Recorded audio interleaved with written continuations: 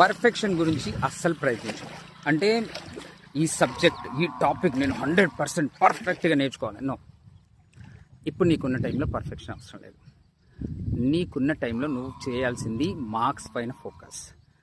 ఎట్లా చదివితే, ఏం చదివితే నాకు ఎక్కువ మార్క్స్ వస్తాయి, దాని మీద ఫోకస్ చేయాలి. ఆ స్ట్రాటజీ ప్లే చేయి, పర్ఫెక్షన్ గురించి కాదు.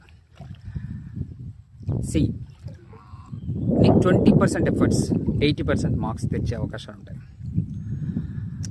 సిలబస్లో కూడా 20% టాపిక్స్ నీకు 80% మార్క్స్ తెప్పించగలిగే టాపిక్స్ ఉంటాయి.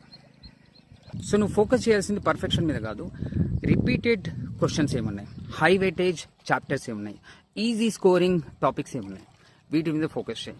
ప్రీవియస్ పేపర్స్ చూడు, స్కూల్లో ఇవన్నీ చెప్పేసే ఉంటారు ఇవి బాగా వస్తాయి అనేసి. ఒక్కసారి యూజ్ ChatGPT లేదా ఇంకేదైనా సోర్సెస్ యూజ్ చేయి, బట్ వీటి మీద ఫోకస్ చేస్తే నువ్వు మార్క్స్ ఎక్కువ స్కోర్ చేయొచ్చు. Don't try for perfection. నువ్వు ఈ స్ట్రాటజీని ప్లాన్ చేసినావు అనుకో, నీకు కాన్ఫిడెన్స్ పెరుగుతుంది ఖచ్చితంగా. డైలీ ఒక రిచువల్ ట్రై చేయి పడుకునే ముందు. నిన్నటికంటే ఈరోజు నేను ఏ రకంగా బెటర్ అయినా, ఏం నేర్చుకున్నాను, ఏ టాపిక్ నేర్చుకున్నాను, నిన్నటికంటే ఈరోజు ఎంత ప్రోగ్రెస్ జరిగింది అనేది నువ్వు బ్రెయిన్కి చెప్పగలిగితే ఒక సేఫ్టీ ఫీలింగ్ ఇస్తుంది. దాని నుండి కాన్ఫిడెన్స్ పెరుగుతుంది. 10th ఎగ్జామ్స్ అనేవి నీ మొత్తం లైఫ్ నేమ్ డిసైడ్ చేయవు, కానీ నువ్వు ఈ భయాన్ని, ఈ ప్రెషర్ని ఎట్లా డీల్ చేస్తున్నావు అనేది నీ కాన్ఫిడెన్స్ని షేప్ చేస్తుంది. సో ఎస్కేప్ చేయకు, ఎదుర్కో. ఈ 49 days మేబీ నీకు ఒక డిసిప్లిన్ నేర్పించడానికి కావచ్చు, నీకు ఒక సెల్ఫ్ కాన్ఫిడెన్స్ని ఇవ్వడానికి కావచ్చు. నాకు చదివింది గుర్తుండట్లేదు అని అన్నావు. చాలామంది పిల్లలకి జరుగుతుంది, కామన్. భయం కూడా చాలా కామన్. గుర్తుండకపోవడానికి ఫస్ట్ రీజన్, చదువుతున్నాం అనే ఫీలింగ్ వేరు, గుర్తుంచుకోవడం వేరు.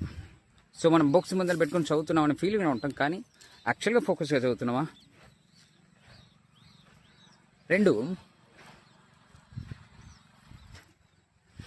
నీ మైండ్ స్ట్రెస్గా ఉన్నప్పుడు మైండ్లోకి ఏది దూరదు. మైండ్ ఏది పడితే అది గుర్తుపెట్టుకోదు.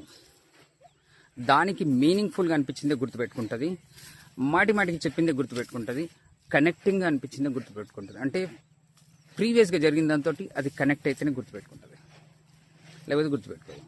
సో నువ్వు చదివింది గుర్తుపెట్టుకోవాలంటే 3 విషయాలు ఉండాలి: attention, connection and recall. Attention అంటే నువ్వు ఎంత ఫోకస్డ్గా దాని మీద దృష్టి పెట్టి ఉన్నావు, ఎంత ఫోకస్గా ఉన్నావు నువ్వు చదివేటప్పుడు, లేకపోతే అది లోపలికి ఎంట్రీ అవ్వదు కదా.